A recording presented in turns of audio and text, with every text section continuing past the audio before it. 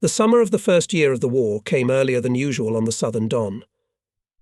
By the middle of May the gardens had already blossomed and the weather was hot, with rare and uninterrupted rains. June was scorching hot, and the penultimate Sunday of the month seemed to be no different from the previous weekends. The sun was shining just as brightly, and the bread was beginning to turn golden in the sprawling collective farm fields. Nothing special. But special things did happen. The war. It came to every home with inexorable inevitability, with merciless inevitability of grief, deprivation and suffering. People were no longer able to enjoy the joy of communicating with nature. It seemed to them that the sun was no longer so bright. Green oak trees and apple orchards no longer beckoned with their freshness. We, the second-year cadets of the Rostov Infantry Military School, listened to the radio speech of V.M. Molotov, who announced the treacherous attack of Nazi Germany on the USSR, in formation, on the platform of the Perzhanovsk camps near Novocherkassk. Immediately there was a rally, at which all future commanders expressed a desire to immediately go to the front. But our hotheads were quickly cooled down. Before graduation is less than a month told us pass the exams, get the rank of lieutenant, then and go to war. Then, in the first days of the war, it seemed to us that we might not be able to make it to the front. The Red Army would defeat the Nazis with mighty blows from the ground and from the air without us. After all, everyone remembered the successful battles against the Japanese invaders on Lake Hassan, on Khalkhin Gol, the breakthrough of the Mannerheim Line on the Kalyani Isthmus in the war with Finland. And at the classes on tactics, on other military disciplines, we were convinced of the invincibility of the Red Army, that the war, if it is unleashed by the imperialists, will blaze on the territory of the enemy. And what songs we sang in the cadet ranks! Armour is strong, and our tanks are fast, artillerymen, more accurate sight, the gunner is sharp, the scout is brave, and on the enemy's land we will defeat the enemy with little blood, a mighty blow. And these songs were sung not only by Red Army soldiers and cadets, the whole country sang.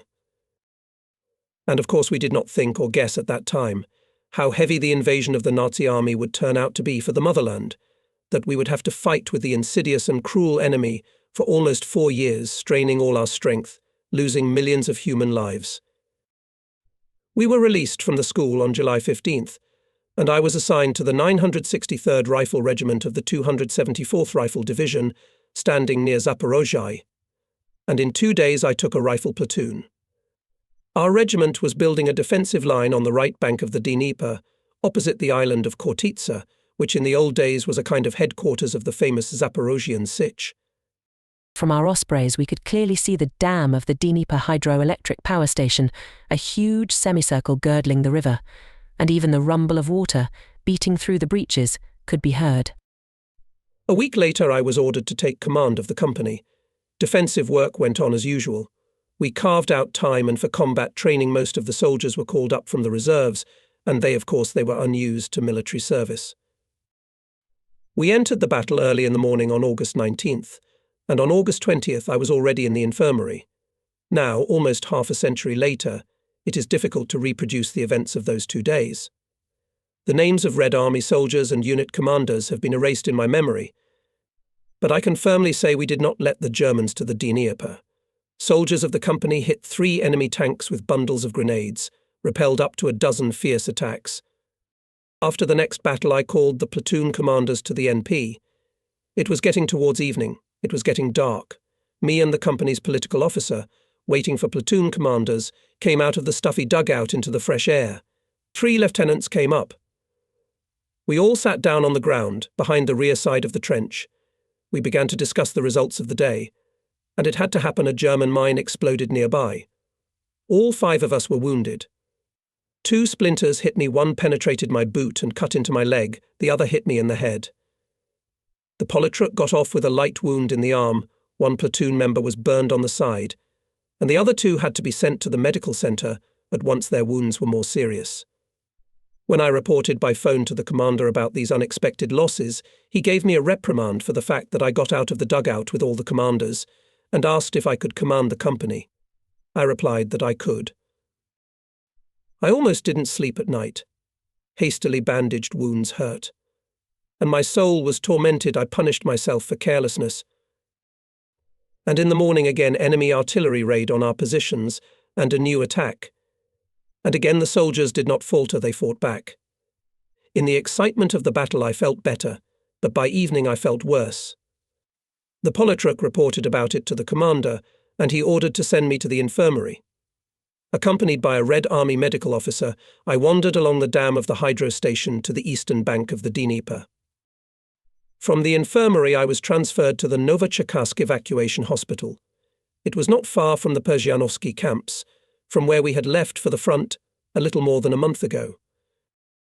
I was then only 22 years old, and maybe that's why the doctors quickly got me on my feet already on September 8th. I was discharged with the order to report to the personnel department of the North Caucasus Military District. And from there I was sent to the headquarters of the 343rd Rifle Division, which was being formed in Stavropol. Autumn in the North Caucasus is mild and warm. The leaves on the trees last long, until the first frosts. Stavropol seemed to me a very green city. It was a warm, sunny day when I went to the station square. The building of the Pedagogical Institute, which housed the headquarters of the 343rd Rifle, was located in the upper part of the city, in the central market square, and it was not very difficult to find it. It was a large old stone house with wide corridors and many massive wooden doors. A short, stern-looking captain, the head of the personnel department, looked at my documents, waved my medical certificate, looked at the bandage on my head protruding from under my cap and asked, "Did you get a big scratch?" "Just a scratch," I answered cheerfully. "My leg a little, and here in the head." The captain grinned. "Well, how is it now in the head ringing? It happens." "Do you think well?" The personnel officer smiled openly. "I can't complain."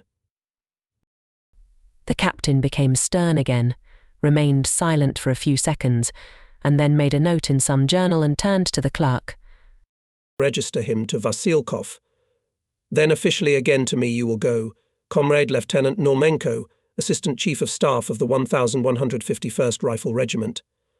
As a frontline soldier, you'll be promoted." "How can that be?" I burst out. "I commanded a platoon, a company, and you put me in the headquarters." "That's the way it should be," said the captain. "Bless you," and gave me his hand. It was explained to me that the regiment headquarters was not so far away, and the way to it led along Kavaleriskaya Street, which was a short walk from the Pedagogical Institute. From this street began the northwestern outskirts of Stavropol, which closely adjoined the remains of the ancient Black Forest, once stretched for dozens of kilometers along the course of the River Teshla, snake winding among the wide ravines and deep gullies. Now, from the green massif remained separate Grove City Forest, Forest Russian Dacha, suburban forest. Kavaleriskaya Street, paved with large cobblestones, steeply descends to the Sipyagin Pond. There, in the area of this pond, was the so-called Baibatova Dacha. That's where I had to go.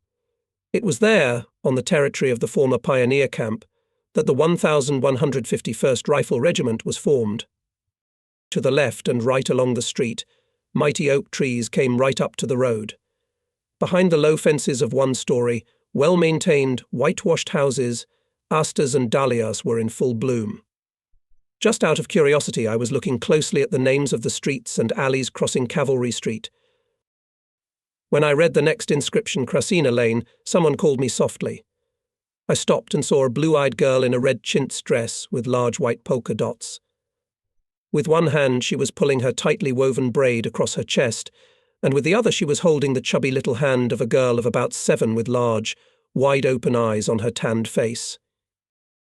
Both looked at me, as it seemed to me, with anxiety.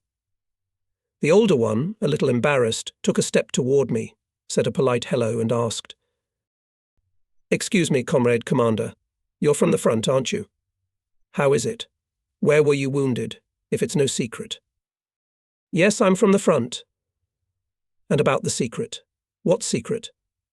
"Near Zaporozhye." And here she nodded towards the girl. "Daddy's been in the war since the first days.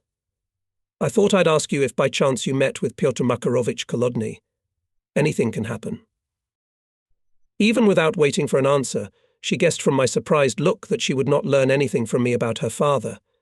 She nodded understandingly, wished me a good journey and smiled affectionately in farewell, and I said, "Do not lose hope, girls. Everything will be fine. Your father will return with victory." Maybe because I first heard a rather rare surname, it stuck in my memory, and it was about 6 months later that I heard it again. Apparently my headband clearly elevated me in the eyes of people. I noticed it even earlier, right after leaving the hospital. Everyone wanted to help wounded frontline soldiers in some way or another. And this fleeting meeting with the daughters of Peter Kolodny, who had fought somewhere, brought to mind a recent episode. At some station near Rostov, where I was going after hospitalization, our train was delayed. Like many others, I jumped out of the car for boiling water, but there was none. I looked a marketplace near the platform. The inhabitants were selling all sorts of food. I ran there. A grandfather was sitting on the edge, laying out his goods: boiled potatoes, pickles and fried fish. All in one portion on a plate, all fresh, homemade. Of course, drooled. "How much?" I asked. And the grandfather smirked slyly. "You take it first, son, if you like it. Shall I put it down?" "Put it in," I said. 2 portions. He wrapped everything in paper. I went into my pocket for money. "How much?" "Not a thing," replies the grandfather. "Go with God. Have a good appetite, son. You lay down your life for us, so, get well. I fought in the Civil War, too." Then the locomotive whistled, the train jerked, and soon the station was out of sight. Nothing special happened, but a warm feeling of gratitude for human kindness awoke in my soul. And here before me is a picturesque place, Baibetova Dacha, a vast grove of century-old trees with thick foliage, not yet touched by the autumn yellow. The pond was clearly visible from the hillside, with weeping willows along the banks, their branches, long and flexible, hanging straight into the water. Under the shady crowns of stocky oaks, slender ash trees and mighty chestnuts, tents stood strictly in a row, and military men, serious and preoccupied, scurried back and forth. At the end of the wide alley one could see a 1-storied white house. Judging from the fact that a sentry with a rifle was walking at the entrance, I realized that this was the regimental headquarters. The sentry escorted me to the door and said, "The commander is here." In the large room where I entered, it was hot and stuffy, despite the open windows. 2 men were sitting at the table, a grey-haired lieutenant colonel, who was no longer young, and next to him a stocky major with inflamed eyes. Near the window stood a swarthy, with oriental features of the senior political officer. He reported his arrival to the lieutenant colonel. He leisurely looked through my documents, looked at me once more, and turned to his neighbour. "Here you are, Nachstaba, a new assistant. As you can see, after a wound. A front-line soldier." Major, squinting his eyes, looked at me carefully, studying me, smiled friendly. The senior political officer also smiled and said, "People, already scorched by the fire of war, are very much needed in the regiment." "Well, Lieutenant Nomenko." "Let's get acquainted," said the lieutenant colonel, gesturing me to sit down. "You already know my last name, Vasilkov, and my name is Sergei Dmitrievich, Chief of Staff Ponomarev Nikolai Ivanovich. And this," he pointed his hand at the senior political officer, "our Commissar Sabi, Kalilovich Ibragimov." So began my service in the regiment, with which I did not part almost all 4 front years, and with which I passed from the banks of the quiet Tashla to the Elbe, from Stavropol to Torgau and Prague. Our rifle regiment was formed mainly from the rural labourers of Ipatovsky, Krasnogvardisky, Novoalexandrovsky and other districts of the Stavropol territory called up for military service. In the first decade of September were almost completely assembled rifle battalions and special units, communications company, transportation company and others. Lieutenant F.P. Pismensky was appointed commander of the 1st Battalion, Senior Lieutenant F.F.F. Andreev was appointed commander of the 2nd Battalion, Senior Lieutenant E.P. Abramov was appointed commander of the 3rd Battalion. 180 members of the All-Union Communist Party and 97 Komsomol members joined the party and Komsomol organizations of all units. 23 company party and 21 Komsomol organizations were established in the unit. The secretary of the party bureau of the regiment was elected political officer I. Antonenko, a man with a long party experience, possessing outstanding organizational skills, the ability to persuade people hotly and persuasively. Regimental headquarters was not yet fully staffed with commanders, and therefore there was a lot to do. And day and night there was work. I participated in the preparation of plans for combat training, the development of tactical situation for demonstration and methodical classes, supervised classes in companies, and I had to train the soldiers. However, we all had the same rhythm. It was set by the regiment commander himself, who seemed to know no fatigue, had very little rest, but was always awake, energetic, demanding, assertive. He did not spare himself and did not let others down. Time is of the essence, he urged us. In October they will surely send us to the front. You see how things are going there. Yes, we all understood that the situation at the fronts in the fall of 41st was difficult. The enemy was rushing to Moscow, Leningrad, to the North Caucasus. Bitter thoughts troubled my soul. At first I was uncomfortable with the endless inputs, which had to be solved immediately from the multifaceted nature of the tasks. Even the thought arose, I will not cope, ask the company and go away from these reports, schemes, descriptions to them, instructions and other papers. I would go to the people, to the place where it is necessary to lead the fight, shooting, marching. I even mentioned it once, being alone with the regiment commander.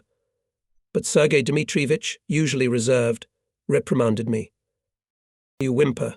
So I wouldn't hear any more talk on this subject. I know better who should do what. It will be necessary, and the company will command, and battalion, but now pull the staff burden. This, Comrade Normenko, will teach you a lesson for life. You won't get such a school at any academy. The regiment commander was restless. Not just a conscientious serviceman, but a thinking officer. It is very interesting and instructive to work with him, although difficult. He now and then came up with different ideas, and he liked to put them into practice immediately. Once Vasilkov came to the Chief of Staff, who gave me instructions on compiling another summary to the division headquarters on the progress of combat training, and said, "Listen, Nikolai Ivanovich, and do not we have an instructor methodical training session with the commanders of battalions and companies to fight with German tanks?" "It is worthwhile," agreed Chief of Staff. "Then think over the lesson plan with Normenko nods at me, regimental commander. Tomorrow at 8000 to report." Major Ponomarev entrusted this case to me, saying at the same time, "For you and the cards in your hands, you've already seen Nazi tanks in battle, and prepare yourself for the performance in front of the commanders." And here I sit at my staff table, thinking about how best to build a lesson, what I will talk to commanders, many of whom are my fathers fit my age. I remember again and again my first, although short battles, meetings with enemy tanks. What was characteristic of German tactics? First of all, the desire to act en masse. On the company's defence area usually go out 5 to 7 tanks, and sometimes, and more. The strength of the German tank attack, and in its demoralising effect on the defenders, tanks seem invulnerable. Weak in spirit, untrained, unprepared fighter begins to panic. He already believes in his death, he does not know what to do, how to be. Alas, we suffered heavy losses at first. But we have already begun to learn how to beat the hitherto invincible Panzergrummel. It turned out that they are vulnerable. A special weakness in the German machines, their aft part and tracks. Sometimes one grenade was enough to break the track strip. Well, and bottles with a combustible mixture, which our daredevils threw on the stern, made fascist tanks burn with fires. All these considerations and much more I now had to translate into a concrete plan of instructor methodical class. It was not easy. Impressions are first of all emotions, and methodology is a precise calculation of time, means forces and possibilities of both trainees and trainees. 2 days later the class took place. There is no need to describe how it went. I will only say that the regiment commander and the Chief of Staff were satisfied, and the regiment commissar even praised me. I liked senior political officer Ibragimov very much. I'll tell you more, I admired him. His voice was calm, he spoke with a slight Oriental accent. As if now I see his dry, swarthy face and firm look of surprisingly beautiful eyes. They are a strange greenish-brown colour. One of the staff commanders once remarked our commissar has eyes of khaki colour. Very military eyes, and since the eyes are the mirror of the soul, we can firmly say that the soul of the commissar of the regiment was a real Bolshevik. Always collected, restrained, concentrated, in all matters he delves kindly and at the same time strictly. One can see at once that he knows a lot, but he puts himself in such a way that he teaches people and at the same time learns from them. I saw Sabir Khalilovich in units where he created party and komsomol organizations, talked with fighters, studied their moods and requests. And they always spoke frankly, because he had, apparently, an innate ability to communicate with people in confidence. He was able to inspire them with vigor and optimism, so necessary in that difficult time. I remember such a case. At the drill, one of the commanders of the Horns demanded that the Red Army soldiers sang a popular song before the war, the refrain of which sounded like this: Belarusia native, golden Ukraine, your young happiness. We will shield it with steel bayonets. So the company did not want to sing this song. The singer started another one, to which Comrade reacted painfully. Stand down. Sing as ordered. And the company went, typing step, and was silent. This scene was observed by the commissar. He called the company commander to himself and said, "You remember one thing, the song is the voice of the soul of the people. It is necessary to understand who and what is now in Belarus and Ukraine. When we liberate them, then we will sing with bayonets, we will protect them." The incident, as they say, was over. And a few days after this incident I had to speak to the soldiers more in the role of a political officer than an assistant to the chief of staff. I checked the course of training in the machine gun company. And here was a fighter, Lykomen, his last name remembered, very deftly handled his Maxim. I praised him during a smoke break. He answered properly, and then asked, "How come, Comrade Lieutenant, it turned out that the Germans are beating us?" For 3 months, in fact, to the quiet dawn. What is the reason? As a son of the working people, I want to know. This Lykomen has a bold, even angry look. He's not young, about 40 years old.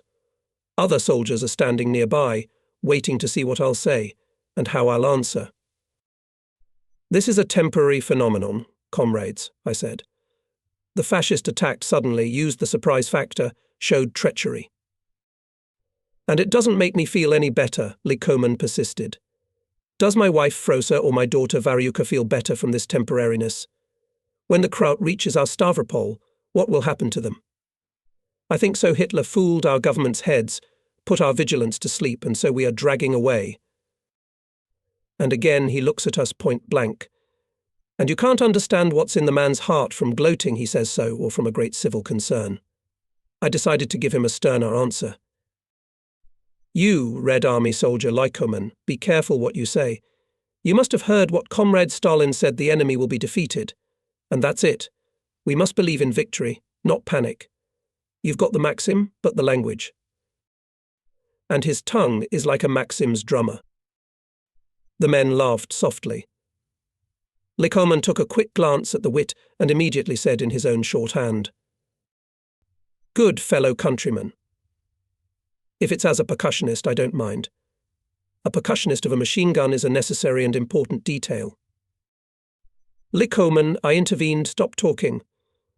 Once again I repeat to you, we must believe in victory, but we'll break the fascists, maybe we'll reach Berlin." Red Army soldiers are standing around me, keeping silent, but in the eyes of each of them I see the same question as Lykomen's. Don't I live with the same concern? My fatherland, Ukraine, is already being trampled by the enemy with a digging boot, treading the bread fields with tanks. And my relatives are there, on the other side of the front. So what will I, the commander of the Red Army, panic from this? Never. I know victory comes only to those who can direct their will and all their strength to the holy cause of fighting the fascist invaders. the strength will be tripled by concentration, and multiplied by hatred of the enemy, it will be multiplied tenfold. And if Comrade Stalin says our cause is right, the enemy will be defeated, then my understanding of rightness and justice is, first of all, my conviction in the irresistibility of the cause, which was started by the Great October. Do you understand, Comrade Lykomen? What kind of a man are you? You don't look like an alarmist or a provocateur. I expressed these thoughts to the machine gunners, and I finished like this. You, Lykomen, you say the German will roll. Is he rolling so freely? No. From the first day the Red Army has been defending steadfastly. Look at this at Smolensk, the fascists were held off for 2 months. Sevastopol stands heroically. And the further we go, the stronger our blows will be. We are still learning how to fight a real war. Let's, comrades, I turn to everyone. Do not guess about whether the German will come to Stavropol or not, and learn to fight. It will be more profitable. By the way, the fascist can be beaten. He only declared himself invincible, but in fact drags away if you pin him down. I noticed that the tension in our conversation seemed to have subsided, and that machine gunner, Lykomen's fellow countryman, pushed him with his shoulder. Well, Danila Alyich, as they say, we'll live not die. And if we do, we'll die heroically. And why are you sticking to the comrade lieutenant with your questions? He's trying to teach everyone to understand the maneuver, so that tomorrow you won't get killed for stupidity. Understand? Instead of whining, you'd ask your comrade lieutenant to tell you how a German is beaten. He's already fought and even got wounded.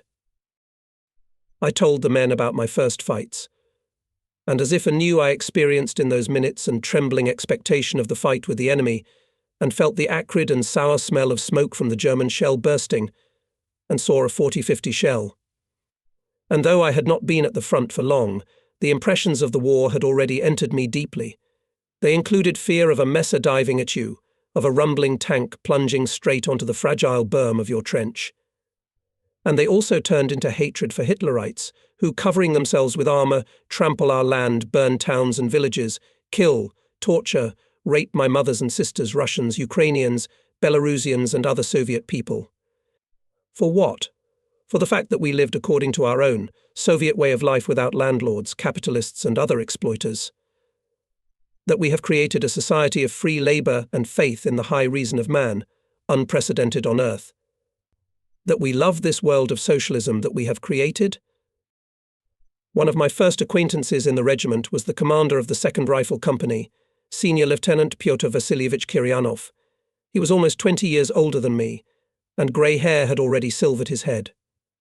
During the Civil War, Kiryakov led a detachment of Red paratroopers on an armoured train, fought on the Polish front, crushed the white gangs on the Don, Kuban, Stavropol, then worked in command positions in VCK and Ogbiu. Lively, sociable, sturdy, Peter Vasilievich immediately aroused sympathy from people. He loved and knew how to talk about his life, about his friends, with whom he fought on the fronts of the Civil War, willingly shared memories of meetings with Sergei Mironovich Kirov, together with whom he fought in the North Caucasus.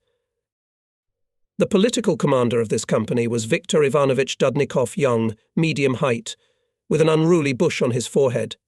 He and the commander were firm friends, were inseparable, and I liked their comradeship. It was especially valuable in the conditions of war and served as a good example for others.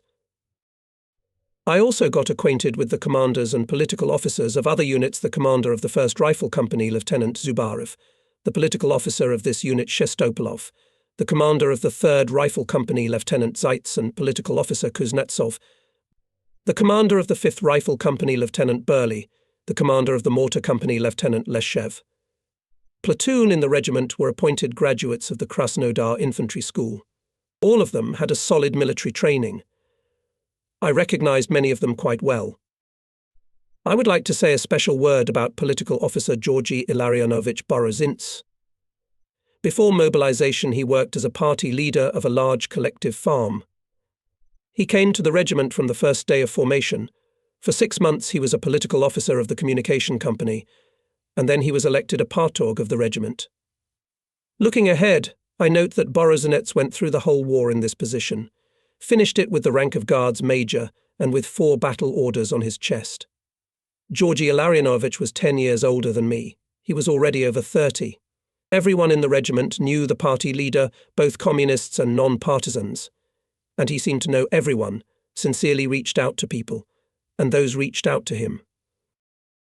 In the days of the formation of the regiment military camp on the territory of Baibatovo, Dache resembled a huge human anthill.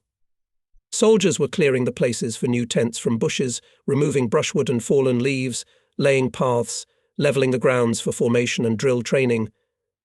On the main avenue leading to the headquarters building, there were colourfully decorated boards with slogans urging the fighters to study hard and beat the hated enemy. The camp quieted down late in the evening, but in one cabin the lights were often kept on until the morning. I spent the day and night there. Of course it was our headquarters. And here I must say warm words to the Chief of Staff, Major N.I. Ponomarev. In his 43 years he looked young. Nikolai Ivanovich's character was calm. You could easily talk to him, consult with him. Major was extremely attentive to the interlocutor. Often when talking brown eyes squinted slightly, and thick and wide eyebrows converged at the bridge of the nose. He appreciated a joke and liked to joke himself. Scheduled classes on combat and political training, as a rule, were held in the field, behind the northwestern outskirts of the city. This place was called Roll. Quite a large plain was cleared of stones and bumps overgrown with bushes. We studied from dawn till dark. Of course it was not easy to learn, but the soldiers and commanders well understood the complexity of the situation and did not spare neither effort nor time for training. On the roller were installed homemade stuffed animals to teach the techniques of bayonet combat, dug trenches with communication lines. Their broomsticks were camouflaged with turf. Here we practiced firing techniques with various weapons. Fighters learned to throw grenades. One morning I arrived at the firing range, which was equipped for a stone quarry. There the second company was engaged in firearms training. Senior Lieutenant P.V. Kiryakov welcomed me cordially. "And where is the political officer?" I asked. "Checking targets. By the way, a month before the start of the war, Dudnikov graduated from the courses of political staff of the reserve and Bainaksk, shoots well with pistol and rifle. I was drawn to the firing line. V.I. Dudnikov came up to me, said hello. "They say that you are almost a sniper," I said. "Well, I'm far from being a sniper," smiled the Politruk. "And I learned to shoot when I served in the army, and then in the police, where I worked as a senior instructor of the political department in the regional department." I knew that the regimental commander and the chief of staff would come to the company in the afternoon, and I told Kiryakov and Dudnikov about it. "Well, guests are always welcome," said the company commander, "the bosses even more so." He left platoon commander Junior Lieutenant Yakovenko to lead the firing, and the 3 of us went to the tent city. Soon there came Lieutenant Colonel S.D. Vasilkov and Major N.I. Ponomarev. Company commander reported to them on the progress of combat training. "We, Comrade Lieutenant Colonel," said Kiryakov, formed departments on this principle, that each was either participants in the fighting at Hassan, Khalkhin Gol, or Red Army soldiers who learned the Soviet-Finnish War. They pass on their experience to those who have not yet served in the army or served long ago.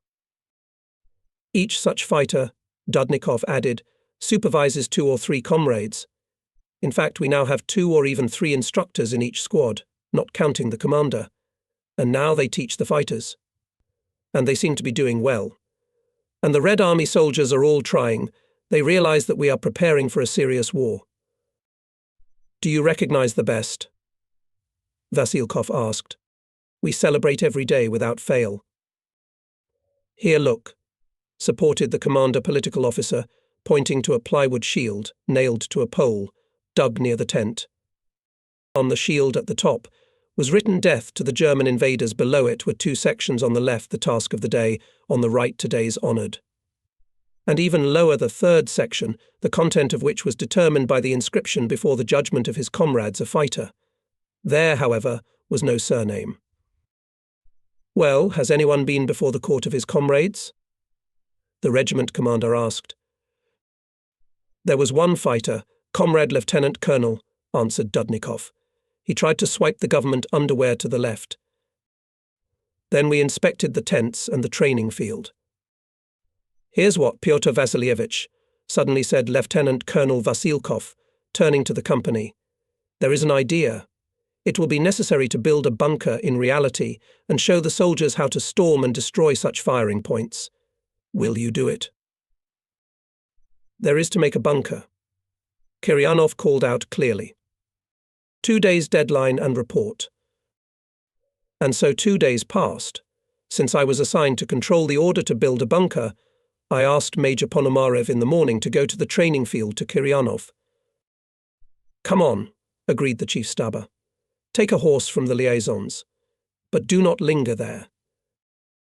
I was not supposed to have my own horse then, as well as other assistants of the chief of staff. If there was a need for horses, we took them from the platoon of mounted reconnaissance, where there were several spare ones, or from the mounted liaison officers who were on duty daily at the headquarters. What to do? They had no time to extend the telephone lines everywhere the reels with cable and the apparatuses were still being delivered. A dozen minutes later, riding into the company to Kiryakov, I found him for setting the task of assaulting the bunker to the platoon of Junior Lieutenant Yurikin. A squat structure of logs and stones was dug into the ground on a hillock covered with soil. 3 embrasures could keep the nearby terrain under the crosshairs, reliably controlled the road and the approaches to the hilltop. I approached the breach. The place was well chosen.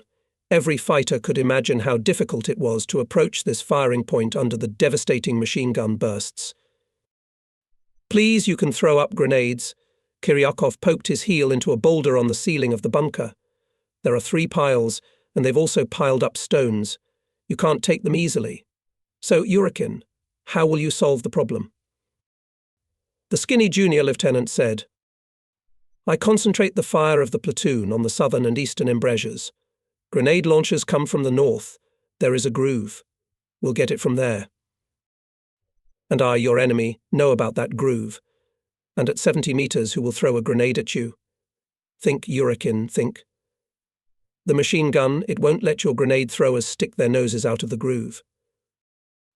Yurikin nervously adjusted his belt buckle, stepped from foot to foot. I'll put a hand machine gun to suppress the northern embrasure.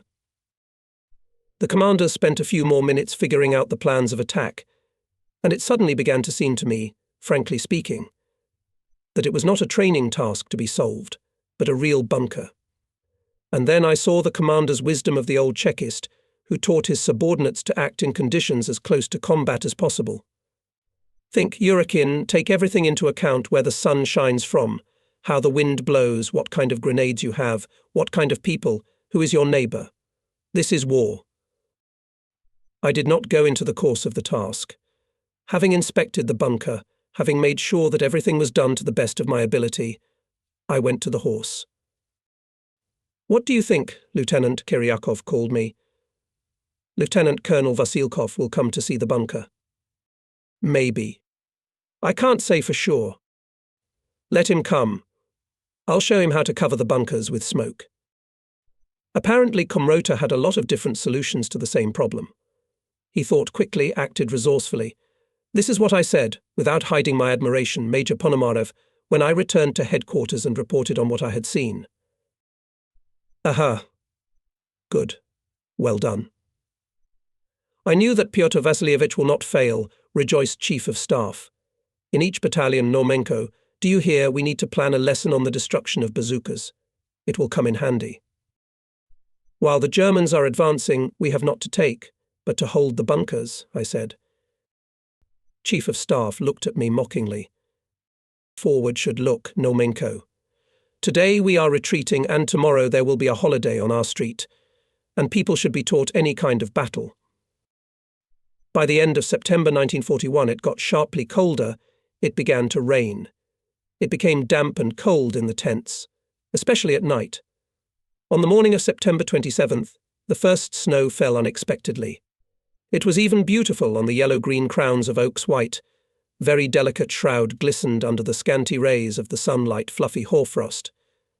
On the same day, all the regiment's units were ordered to build dugouts to replace the tents that no longer provided reliable shelter from the weather.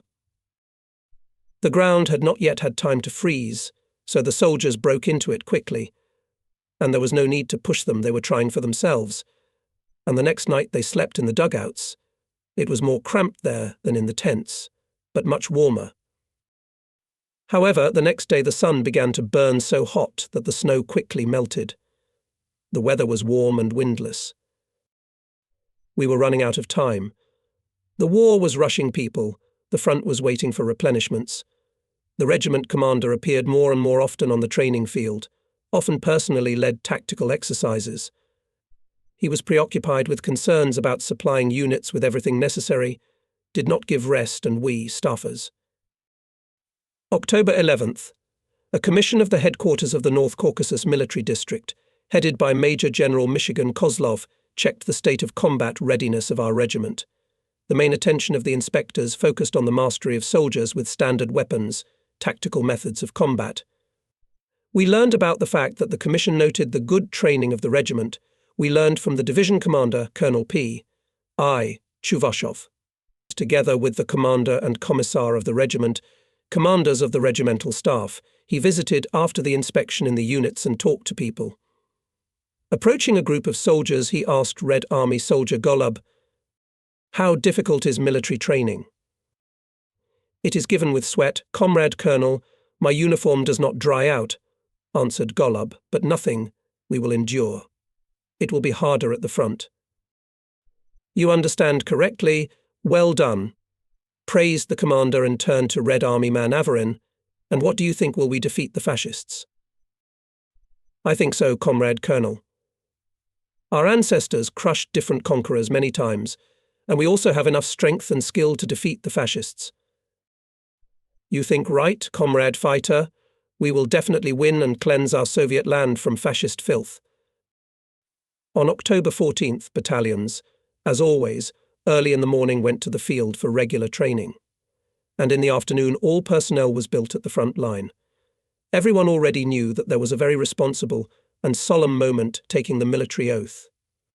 And it was clear to everyone that it meant that the training was finished and in the near future they would be sent to the front. By the end of a month and a half of training, the soldiers had well mastered the tactics of defensive and offensive combat by day and night, issues of anti-tank defense, hand-to-hand combat techniques, got a good physical conditioning. As a result, the regiment became a fully combat-ready unit, ready to enter into battle with the Nazi invaders. After taking the oath, the regiment commissar addressed the personnel with a brief excited speech. We staff commanders stood next to him and felt how worried senior political officer Ibragimov was. But outwardly he kept calm, spoke about the high responsibility of the war for the defense of the motherland from the enemies, instilled confidence in the soldiers that the victory in the end will be for us. The solemn oath-taking ceremony ended with the presentation of the regiment patron's banner of the Ipatovsky district of Stavropol Krai. Lieutenant Colonel S.D. Vasilkov, taking the banner, went down on his right knee, kissed the edge of the cloth, and rising from hand to hand passed the flag to the Chief of Staff of the regiment, Major N. I. Ponomarev. From that moment until the receipt of the battle banner, the red banner of the Ipatovs, in fact, replaced it, and the regiment unofficially became known as the Ipatovsky Regiment. And the next day we received the order to send us to the front. Battalion by battalion, on foot, units moved along the central street of Stavropol to the railway station. Echelons for loading people, horses, military equipment and vehicles were brought to the platform. Not wide, but long platform was filled with numerous seeing-off mothers, wives, children of soldiers and commanders, most of whom, as already mentioned, were local residents. And all of them realized that today, perhaps, they were parting with their relatives and friends forever. I saw Senior Lieutenant Kiryakov saying goodbye to his wife and children at one of the wagons. His wife, Maria Ivanovna, kept shifting from one hand to another a small bundle, apparently intended for Pyotr Vasilievich. She was sobbing quietly, and with the corner of her handkerchief she tried to wipe away her tears discreetly. "Pete, my dear, take care of yourself, write to us more often." We'll be waiting for your news every day." The grey-haired company commander pressed his son to his chest, stroked his curls, kissed him. "Masha, take care of the children," he said to his wife in a soft, deaf from excitement voice. "They will soon grow up and become your assistants." On the platform appeared the commander and commissar of the regiment, accompanied by the duty officer. They stopped, and the duty officer gave the command. To the cars. In different voices it was taken up by the commanders of the units. Over the platform surged crying women. Louder began to talk, but all this was drowned out by the long horn of the locomotive. The first echelons slowly moved. A forest of hands swayed over the platform, and the voices of the seeing off came in muffled tones. The soldiers smoked in silence. Each of them had not easily endured parting with relatives and friends. In the car, where the headquarters of the regiment cramped, but all the staff equipment, communication equipment and boxes with documentation were dispersed so that at the first need without much difficulty could be used for their intended purpose.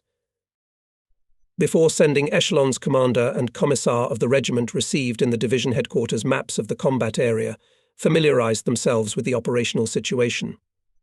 The 343rd Rifle Division, which included, in addition to our 1151st Regiment, the 1153rd and 1155th Rifle Regiments, as well as the 903rd Artillery Regiment and other special units, came under the command of the commander of the 56th Army, Lieutenant General F. N. Remezov. It was to defend Rostov-on-Don, to which the 1st Tank Army of Hitler's General Kleist, which was part of the group of fascist armies south, was rushing. The Germans aimed to seize Rostov before the onset of cold weather by all means, and thus provide themselves with the opportunity to further advance to the Caucasus. Late in the evening at the Kavkazskaya Junction station, our echelon made a brief stop and then moved on. In the evening we passed Rostov-on-Don. On the night of October 16th, 1941, the echelons stopped at the stations Kopy and Seniavka, which are located on the section of the railroad between Rostov and Taganrog. Hitler's military leadership rightly considered Rostov-on-Don as the gate of the Caucasus. That is why our Stavka of the Supreme Command set the task to the troops of the Southern Front, and specifically the 56th Army, to firmly close this gate. The 343rd Infantry Division was ordered to take up the defence in the area of Siniavka Station and to prevent the breakthrough of enemy tanks and infantry along the highway from Taganrog to Rostov. Our 1151st Rifle Regiment was to ride this highway. Lieutenant Colonel S.D. Vasilkov gathered the commanders in the staff car and explained to us the task. "It is quite possible," he said, frowning, "that we will have to be the first in the division to take on the enemy's blow, and on the most dangerous direction. Therefore, in each department should be allocated from among the most reliable fighters to 2 tank fighters. Unloading of the regiment's personnel was carried out late at night on October 16th. It was cold. In addition, it began to rain. The first thing that people saw was a fire. Railway station Sinyavka was bombed by fascist planes during the day. Station warehouses were burning. One could smell the acrid, bitter odour of burning grain. Crimson flames illuminated broken cars, destroyed station buildings. From the side of Taganrog came the sound of artillery cannonade. Faces of soldiers became stern. They were uncomfortable from this first vision of war.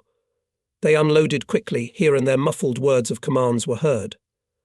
The men formed into columns, and the units marched off into the dark night. An annoying, tedious rain soaked the ground, and the road up the hill became slippery. Battalions went to the specified area. The platoon of mounted reconnaissance under the command of Junior Lieutenant P. K. Borkut arrived here before the others. After him came the 2nd Rifle Company of Senior Lieutenant P. V. Kiryakov. It was tasked to fulfill the first combat mission to set up sentries. By this time, the regiment was rearmed with Tokarev semi-automatic rifles, machine guns and hand machine guns. Ammunition for them. Each soldier was given 2 grenades and 2 bottles of flammable liquid. By morning the rain stopped. Soon field kitchens were smoking in the unit's location, and after a breakfast with hot tea the soldiers' mood was noticeably lifted. We in the headquarters became aware that our troops are fighting in the area of Taganrog. No one had any doubts the enemy is really not far away, as well as the time when we will have to meet him head-on. Suddenly horse carts with the wounded pulled along the highway from the direction of Taganrog. They were overtaken by covered trucks, on which were white circles with red crosses. The day of October 17th began comparatively quietly. The sun sometimes peeped through the frowning clouds, shaken by gusts of wind. When the fog cleared, everyone saw that there was open terrain ahead, with shallow ravines covered with stunted bushes on the right and left of the highway. To the left of the highway, on the hillside, took the defence of the 1st Rifle Battalion. On the very crest of this hill were placed from right to left rifle companies 1st Lieutenant Zubarev, 2nd Senior Lieutenant Kiryakov and 3rd Lieutenant Zaitz. Behind these units, on the slope of the gully, in the bushes took the position of a battery of 45 NM guns under the command of Junior Lieutenant I.D. Radchenko. Behind it settled the command post of the regiment, where we, regimental staffers. To the right of the highway the positions of the 2nd Rifle Battalion, on the left flank the 3rd Rifle Battalion. On our left was to take the defence of the 1153rd Rifle Regiment. However, apparently it was delayed on the way, and the division commander, Colonel P. I. Chuvashov, had to make a forced decision to stretch our defence to the dead Donets River. So it turned out that the first combat task of our regiment was quite difficult. This is confirmed by the Combat Order No. 1 of the 56th Army on October 17th, 1941, with which, of course, I got acquainted only many years later, working on the book. It said, 1. The enemy, having put into action motor mechanized units, at 7.00 on October 17th, 1941, broke through the front of the 9th Army at the site of the 31st Infantry Division, and by the afternoon reached Sambek, threatening to reach the approaches to Rostov. 2. 31st Infantry Division retreating in the eastern direction. 3. The 343rd Infantry Division, which arrived by railroad, from the march took up the defence on the site Kolkhozny to the Murtvy Donets River, and by the beginning of the enemy's attack occupied only one regiment of the entire front of the division. Suddenly a loud air suddenly cut everyone's ears. This word swept across the entire defence line. People stopped digging trenches, raised their heads, looking into the sky, anxiously listening.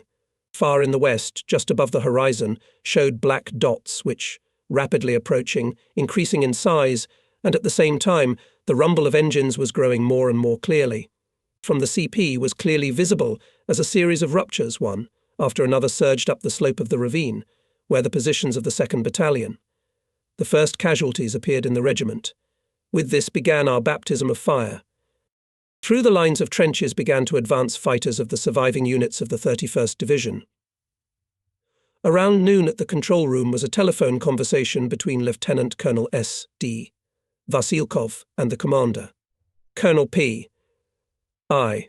Chuvashov was interested in the situation, fighting and morale of fighters and commanders. Regimental commander reported. Bombing.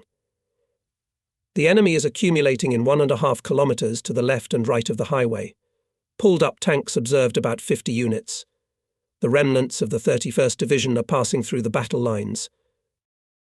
How? They're coming through. Yes, they should hold until 15:00. For a minute the division commander was silent, apparently deciding something, and then he said something that made Sergei Dmitrievich's face stretch. He still managed to whisper to us, standing next to him. The commander is on the wire. The loud, bassy voice of Lieutenant General F.N. Remezov was heard from the telephone receiver. Comrade Vasilkov, I order all of the 31st who has not yet passed to keep. I repeat, all of them. Is it clear to you that the regiment is holding the defence for the whole division until the approach of others? Stand to the death. Is that clear? Yes, Comrade Commander. Apparently believing that in front of them only retreating parts of the Soviet troops, Hitlerites under the cover of tanks were approaching our trenches in shifts. They were climbing until machine gunners' fire pinned them to the ground. When they came to their senses, They unleashed a barrage of mortar and artillery fire on the regiment's defences. The entire front line of trenches boiled with bursts, especially in the 1st Battalion section. For several minutes the hillside could not be seen, everything was covered with smoke. A battery of the 903rd Artillery Regiment entered the battle. Then the Nazis changed tactics, went to the right and left, intending to break through the line of our defences from the flanks.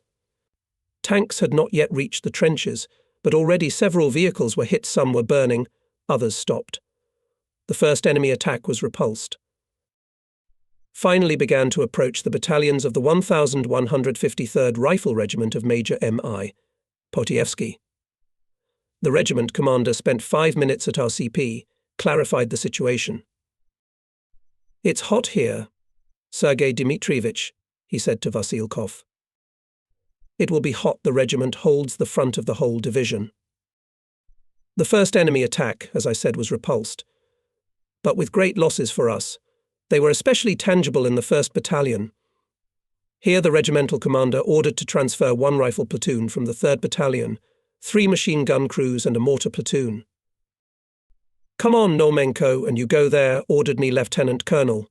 "You will help the commander with advice in case of anything. Probably soon the Germans will come again." I got to the battalion CP, told the commander that I would go to the 2nd Company, to Kiryakov. Political officer Dudnikov came out of the message line to meet me. "Have you received reinforcements?" I asked him. "We received a machine gun crew. Kiryakov is just now determining the firing position for him on the right flank." Company commander correctly assessed the situation, reinforcing the right flank machine gun, and he chose a good position for the Maxim, on a hill, from which the approaches to the company's defence were well viewed and shot. I immediately determined this by approaching the 2 machine gunners. They, wielding shovels, were deepening the trench, levelling the bunker. "Hello, Comrade Lieutenant," one of them suddenly addressed me. "I managed to see you again. Red Army man Lykoman is the commander," and he put his hand to his hat, which had been shifted to the back of his head. "Don't you recognize him?" I immediately recognized in him that very insistent fighter who in the training field in Stavropol 2 weeks ago pestered me with questions during a conversation with machine gunners. "Hello, Comrade Lykoman," I answered. "I remember you. And you were shooting great then. You haven't forgotten how to shoot. The battle will show, Comrade Lieutenant." And then the Nazis went on the attack again. Their cannons and mortars started hitting again. Our trenches were also bristling with fire, but for some reason Lykoman's Maxim was silent. Kiryakov got worried and sent a contact to him. "What happened?" asked the fighter. "I'm waiting for the Krolts to come closer," answered the machine gunner. Showing enviable restraint, Danila Lykoman pressed the machine gun trigger at the moment when the chain of figures in grey-green overcoats rose in height. He was firing accurately. I noticed how many of the attacking Germans fell to the ground and did not get up. When a group of fascists did break through to the front line, grenades went into action. Enemy mortars and guns opened fire again. Trenches and trenches in many places were blocked by shelling. From bursts of bombs, shells and mines it was difficult to breathe. Suddenly someone shouted. The commander was killed. I looked back at the voice and saw Kiryakov lying in the trench, half covered with earth. He was killed by a fragment of an enemy shell that had exploded nearby. That's how Pyotr Vasilievich died on the first day of the battle. He went through the whole civil war, and here. Political Officer V. I. Dudnikov took command of the company. On the same day was mortally wounded and machine gunner Danila Lykoman. His wife Frozia did not wait for him. But I learned about it later, being in the regiment headquarters, where I was informed about combat losses. The spearhead of another attack of Hitlerites had to the junction of 1151st and 1153rd regiments. The Germans threw there up to 20 tanks, 10 of which broke through the fighting order and began to go to the rear of our regiment. It was a critical moment. At the CP realized that now decides the fate of the battle. Well, gunners, on you all hope. exclaimed Lieutenant Colonel Vasilkov, giving orders to the commander of the battery of 45 mm cannons, Junior Lieutenant Radchenko, and the commander of the battery of 76 mm guns, Senior Lieutenant Kostin, to destroy the tanks that had broken through. Under mortar and artillery fire, the calculations were deployed. The guns were put on direct aim. The horse drivers took the horses. The German tankers, probably, did not fear a meeting with our battery and went without special precautions. From the regiment's CP it was seen how the Nazi tanks divided into two groups. One of them moved to Kostin's battery, the other towards the 40. The artillerymen opened fire. The tanks responded with shots from their guns. In our calculations appeared killed and wounded. At one gun only the loader Ivan Voloshin was left. For the gunner to the panorama stood Junior Lieutenant I.D. Radchenko. 3 enemy vehicles were coming to the 40-50. Radchenko broke the caterpillar of the lead tank with a precise fire, and it turned on the spot, and the other 2 turned back. The battery of 40 tanks shot down 4 German tanks in this battle, and the first in the regiment, Junior Lieutenant Iosif Davidovich Radchenko, was awarded, then the Medal for Bravery. At the time when Radchenko's battery was repelling a tank attack, fascist shells one after another were tearing at the positions of the 76 mm battery. There were fewer and fewer men left at the guns. Senior Lieutenant Konstantin Dmitrievich Kostin also justified the hopes of the regiment commander. Calculations of his battery destroyed 2 tanks. We lost a lot of soldiers and commanders on that hard day for us. The commander of the 3rd Battalion, Senior Lieutenant Abramov, the commander of the machine gun company, Lieutenant Rodionov, the platoon commander, Lieutenant Grok, Red Army men Shlikov, Kuchaga, Chibotov, Koval, died heroically. With the onset of darkness, units of the regiment were moved to the area of the large village of Cholter, where they took a new line of defence. After the night rain in the freshly dug trenches was damp and dank. Raindrops glistened on the stale grass. A sharp wind drove low, dark clouds almost overhead. The sky was beginning to lighten in the east, but no one had slept a wink during the night. There was no time to sleep. People were completing earthworks, adjusting bunkers, arranging niches for ammunition. We at the new CP did not sleep either. When the regiment moves to another place, occupies a new area of defence in anticipation of enemy attacks, the staff commanders also have a lot of things to do. It was barely morning when a shell whistled over our heads, howling. True, it exploded far behind the CP, but 2 other shells came closer. We could clearly hear how shrill the shrapnel was screeching through the air. The wind pulled dark plumes of smoke over the steppe. At the regimental headquarters it became known that the enemy was attacking our right flank. From there we already heard frequent machine gun and machine gun bursts, grenade bursts. Hitlerites cut into our defence and surrounded the 1st Rifle Company of Lieutenant A. Zubarev. The regiment commander ordered political officer V. I. Dudnikov and his company. I. Dudnikov with his company to counterattack the Germans from the flank, and the Nazis were thrown back behind the front line. In this battle distinguished a group of soldiers of the 1st Company led by Petty Officer P. I. Shelkoprasov. The brave communist several times raised his soldiers in counterattacks, persistently destroying the enemies, but during one of them and himself fell to the death of the brave. Towards evening a fog began to roll in from the Azov Sea. It was coming as a dense, cloudy grey wall, covering first the German positions, and then ours. Even the shots began to sound less and less often. The night passed quietly. But as soon as dawn came, the fascists resumed their attacks. In this and other days the regiment fought hard, but firmly held its positions. In this we were strongly helped by the Marine Brigade, which arrived at the neighbouring defence area. When a week of our stay at the front passed, the first results of the regiment's combat activity began to emerge in general outlines. The soldiers in their majority fought courageously.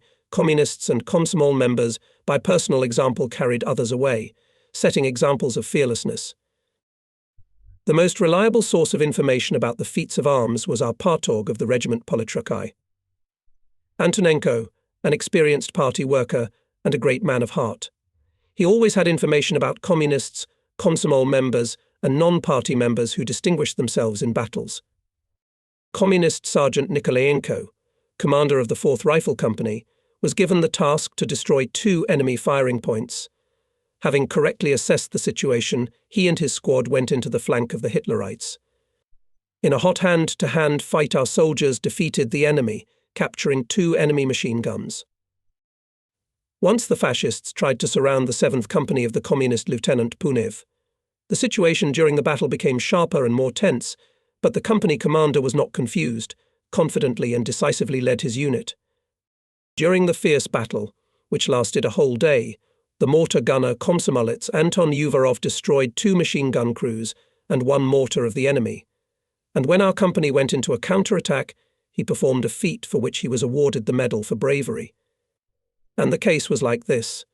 1 enemy machine gun was beating with flank fire and did not allow our fighters to move forward. By this time Uvarov's mortar was out of action, and the commander ordered him to destroy the enemy's firing point with grenades. Clinging tightly to the ground, Uvarov crawled to the hillside, from where the enemy machine gunner was firing. Having reached a wide bush of grass, Uvarov looked around and moved even closer, without noise. Now he could clearly see the Hitlerite, who, carried away by the shooting, had not noticed him. Uvarov threw a grenade, and the machine gun fell silent. But at that moment 3 fascists pounced on the brave warrior. Uvarov was not confused. In the unequal fight he came out victorious. 2 of them were killed, and the 3rd simply ran away.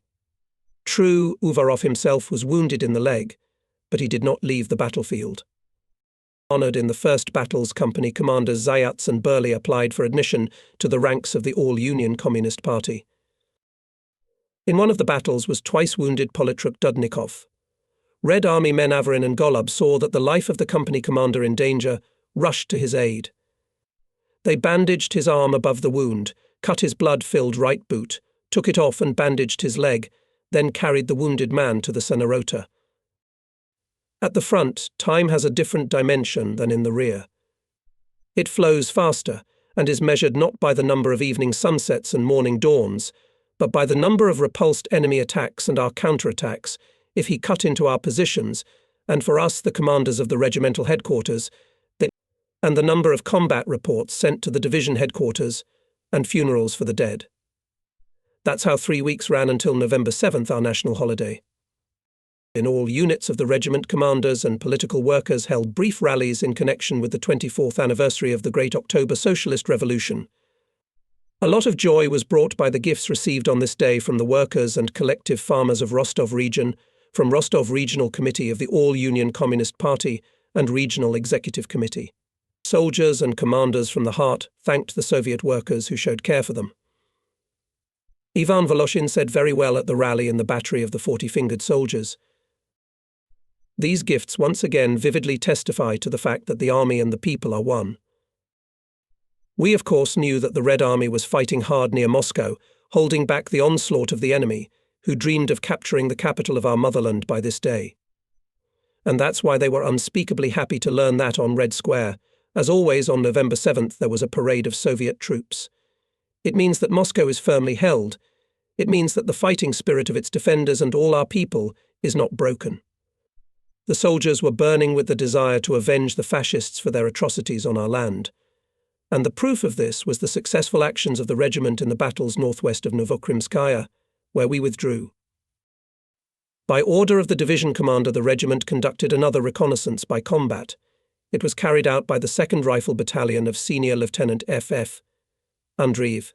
Its task was not easy to seize a dominant height with 5 mounds. Together with the units of the battalion, after a short artillery attack in the offensive went and 2 groups of scouts to capture the language. Riflemen of the 5th Company under the command of Lieutenant Burlil confidently overcame the slope of the height.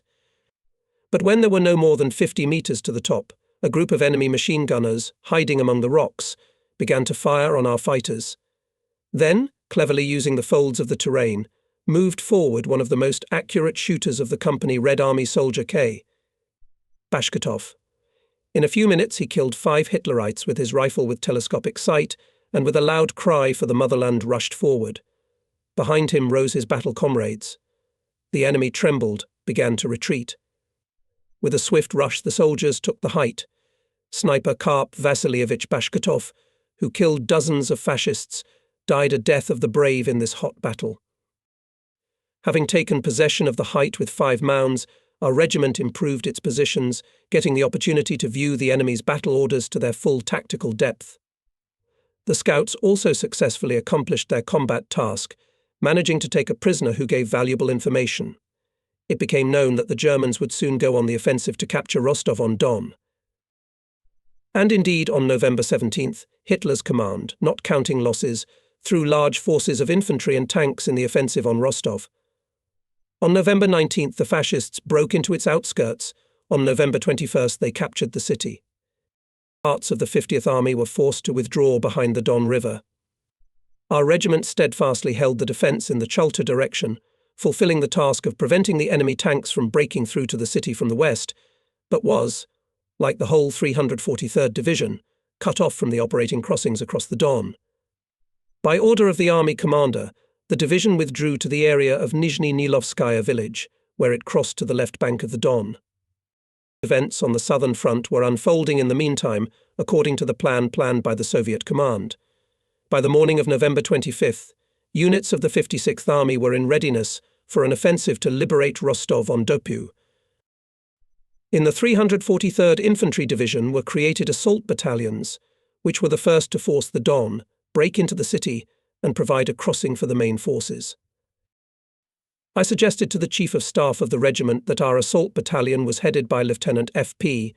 Pismensky, who had shown himself well in previous battles. Major reported this to Lieutenant Colonel S. D. Vasilkov, and he agreed with the opinion of the staff. By the morning of November 27th, assault battalions moved to the initial position for the attack. The water in the Don and its channels had just frozen. Thin ice barely allowed the movement of infantry on it, completely excluding the crossing of artillery. We naturally realized that it would be difficult for the soldiers to dislodge the enemy from the coastal positions, not having in the battle order of the infantry escort guns, which would destroy targets that were not suppressed during the artillery preparation. But what to do? At 6 the artillery preparation began.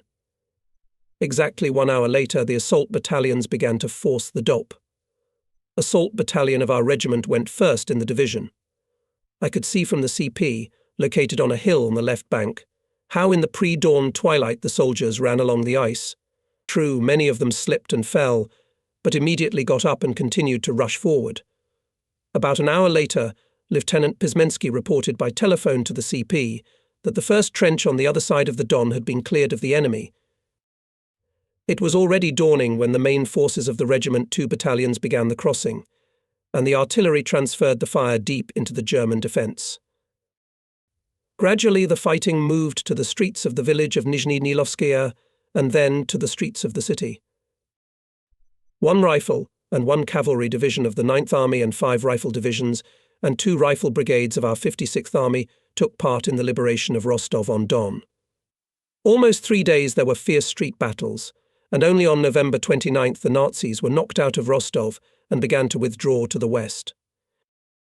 As a result of the offensive of our troops, the German fascist invaders were pushed back from the city on 60 to 80 kilometers in the western direction.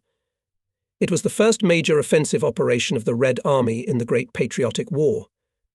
In the battles for the liberation of Rostov-on-Don, many soldiers, commanders and political workers of our regiment distinguished themselves. Bravely acted, for example, machine gunner I. Goshulia. On one of the streets, the way of our fighters was blocked by the fire of the enemy machine gun, installed in the attic of a 4-story house. Red Army man Goshulia sneaked into the attic and destroyed the machine gun crew with a grenade. Here I can't but tell about the only woman political commander in our regiment, and perhaps in the whole 343rd Rifle Division, Alexandra Bakadze. It happened on November 28th.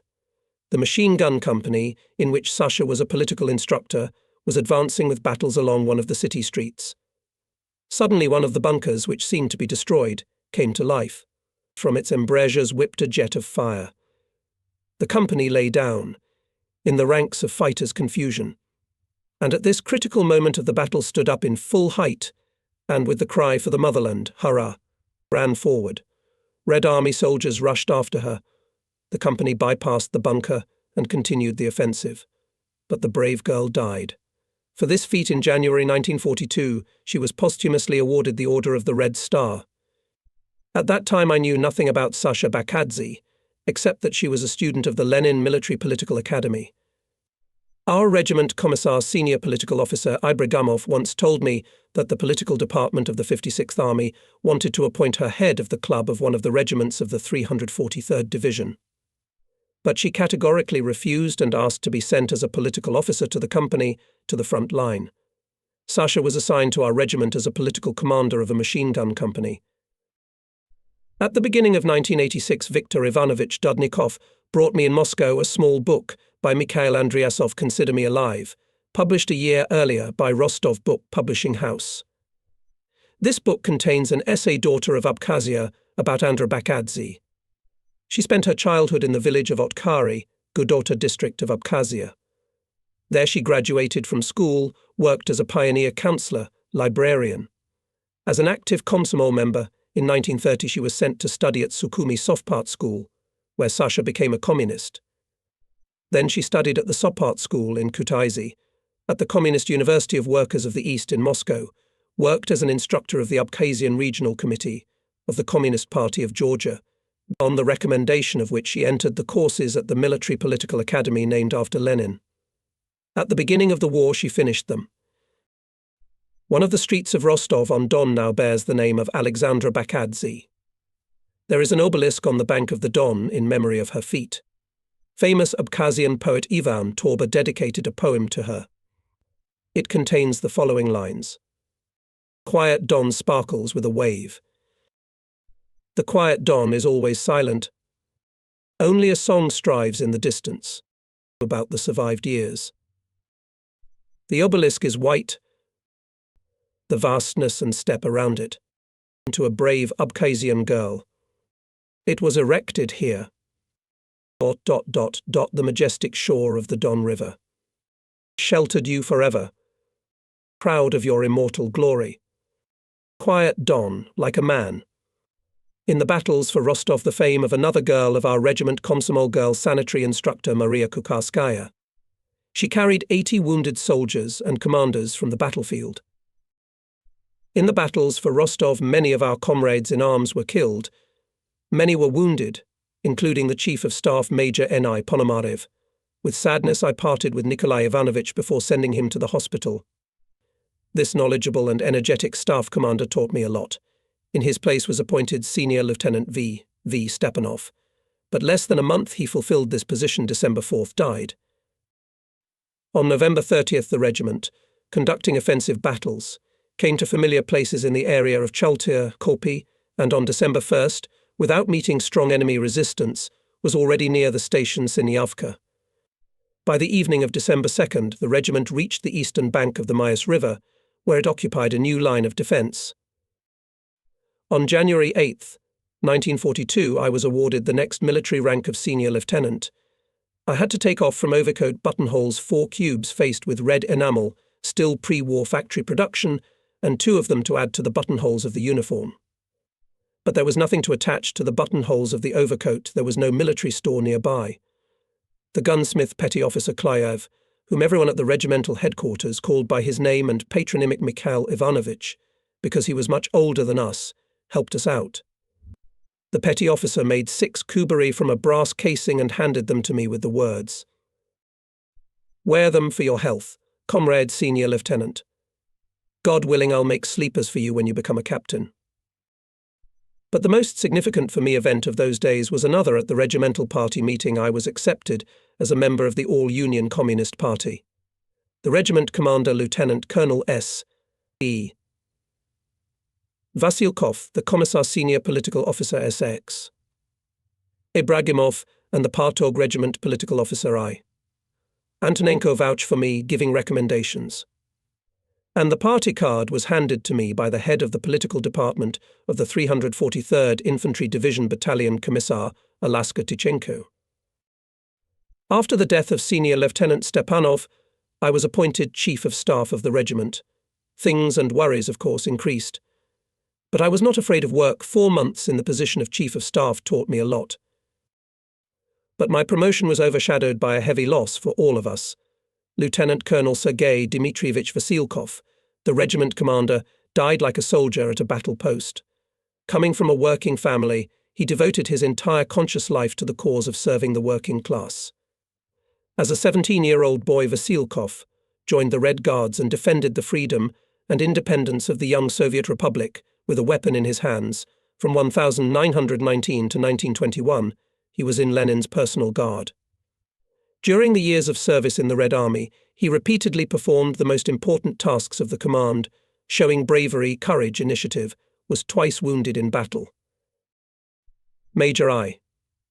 F. Kilchevsky, who had previously commanded the 1155th Rifle Regiment of our division, was appointed the new regiment commander. The most joyful event in December for us, the frontline soldiers, as well as for all Soviet people, was of course the Red Army counter-offensive near Moscow, which began on December 5th. It lasted more than a month, and every day we heard on the radio, learned from newspapers more and more new names of villages and towns near Moscow, liberated from the enemy, and on December 16th, the Nazis were knocked out of Kalinin, over which again rose the red Soviet flag. All of us admired the firmness and courage of the defenders of the capital, who managed to throw back the Nazis from its suburbs beyond the Moscow region. On our section of the front, the enemy, strongly fortified on the western bank of the Mayas River, did not take active actions till the end of December, limiting himself to rare artillery, mortar and rifle gun firing, sometimes conducting reconnaissance overflights of our positions by single airplanes. The 343rd Infantry Division met the new year of 1942, holding its positions on the line Kurlatskaya-Abramovka. I remember that those last days of December and the first days of January were unusually strong for those places, frosts with frequent snowfalls and blizzards. But we were warm not only because we all received good winter uniforms. We were also warmed by the warmth of our dear fellow countrymen from Stavropol, who sent the regiment a New Year's greeting letter. "Dear battle comrades," said the letter, "that all our deeds and thoughts are always together with you. Every Stavropol resident is selflessly working at his post, and at any moment with a weapon in his hands is ready to go to the front to defend the socialist fatherland together with you to the last drop of blood." It was further reported that the former Red Partisans and Red Guards of Stavropol, Terek and Kuban, called on the workers of the region to create a volunteer cavalry division to be sent to the front. The people of Stavropol, as is known, fulfilled their promise. Cavalry units of Terek and Kuban Cossacks of older and younger generations joined the 2nd Cavalry Corps of Major General L.M. Idovator, who died heroically near Moscow on December 19th, and was posthumously awarded the title of Hero of the Soviet Union. And from newspapers and radio programs we were already aware of the daring raids of Dovator's cavalry on the enemy's rear. Fearless warriors firmly crushed the Nazi invaders. On January 6, 1942, the 343rd Infantry Division was ordered to transfer its defense line to another unit and relocate to Rostov-on-Don for additional manning. However, already in the second half of January, the new order abruptly changed very short, more or less calm, without explosions and shots, even unusual for frontline soldiers' rear life. The division was urgently transferred by railroad echelons to the station Kukimovka. From there, without delay, made a march to the area of Balaklia northwest of the city of Izium, and the division joined the 6th Army. The command staff of the regiment knew what dictated such a development of events. The defeat of the Germans near Moscow, Tikhvin, and a little earlier near Rostov created favourable conditions for the Soviet offensive in the south. The command of the southwestern direction, with the approval of the Supreme High Command, began regrouping the forces, concentrating them on the distant approaches to Kharkov. In January-February, it was planned to carry out a number of offensive operations, using in them completed units and formations with combat experience. At the end of January, our regiment took the defence at the line of Krasnaya Gusarovka, Collective Farm 1st May, Shirovka. It coincided with the publication of the decree of the Presidium of the Supreme Soviet of the USSR on awarding a large group of Soviet soldiers and commanders for the exemplary performance of combat missions of the command at the front line of the fight against the German invaders, and the valour and courage shown. Among them were our soldiers. The Order of the Red Banner was awarded to the battalion commander Lieutenant F.P. Pismensky, the Order of the Red Star Regiment Commissar S.X.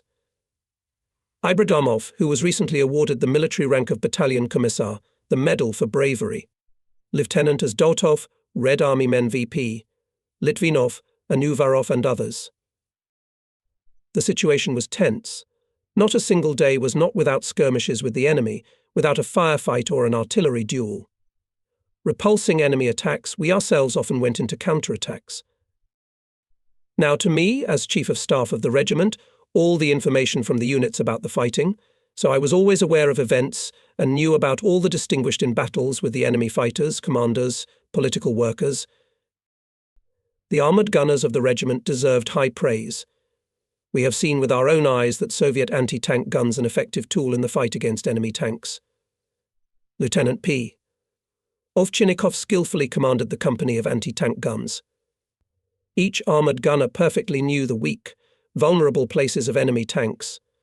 Especially distinguished in these battles Red Army Danilevsky, Berezovsky, Gosyanov, Kovrishkin. On their account there were several enemy vehicles shot down. 5 days almost without breaks there were fights. Hitlerites fiercely resisted. Some settlements more than once passed from hand to hand. At storming of Kisely village, the 1st Rifle Battalion was in a difficult situation. 2 battalions of enemy infantry, supported by tanks, attacked it in the flank. But the commander Nikolai Abulkov, only the other day received the rank of senior lieutenant, was not confused. He quickly deployed the companies and himself struck in the flank of the Hitlerites, which was a complete surprise for them. Taking advantage of the confusion of the fascists, the soldiers broke into the village and, without giving the enemy a moment's hesitation, seized its northern outskirts. Then the regiment was assigned the task to advance to the northeast, to reach the right bank of the Seversky Donets, and to liberate the settlement of Gaivka. Battalions concentrated in Ploskoye Tract. The soldiers lay down in the deep snow, and the frost hit 30 degrees, and only we were about to move forward as in the sky appeared a dozen German dive bombers U-87. With howling they steeply dived, dropped bombs, went into horizontal flight at 200-300 meters from the ground, and poured us with machine guns. True, the pilots were firing more for intimidation, and dropped bombs not particularly accurately, so the losses in the regiment were relatively small. We were attacking Gaevka without tank support, and there was no air support at that time. The Katyusha Division fired several salvos at this village, the 903rd Artillery Regiment batteries and our regimental artillerymen fired, and the battalions went on the attack. They overcame the river on the ice and broke into Gaevka. It was in the middle of the day, and by evening the whole settlement was already in our hands. Soldiers and commanders settled in the surviving houses, escaping from the frost. But then it turned out that the wagon with food was missing 2 days ago. A petty officer of the communications company F. Mitura left for the divisional food store and disappeared like in water. And only close to midnight he fell into the room where the regimental commissar and I, a completely stiffened petty officer. Comrade Commissar, the transport has arrived, he reported in a cold bass. I apologize for the delay, but we had a misfortune on the way. Fyodor Fedorovitch, how badly everything has turned out for you, Sabir Karlovich lamented. The soldiers have been out in the cold and hungry for 2 days, and you are wandering somewhere. We were already returning to the regiment, Comrade Commissar, and then Junkers bombed the transport. The wagons were in pieces, the horses were killed, and I and 2 of the men were left. We had to get on foot to the division storehouse. There we equipped a new wagon. In those days I had to take a direct part in the battle. And it happened like this.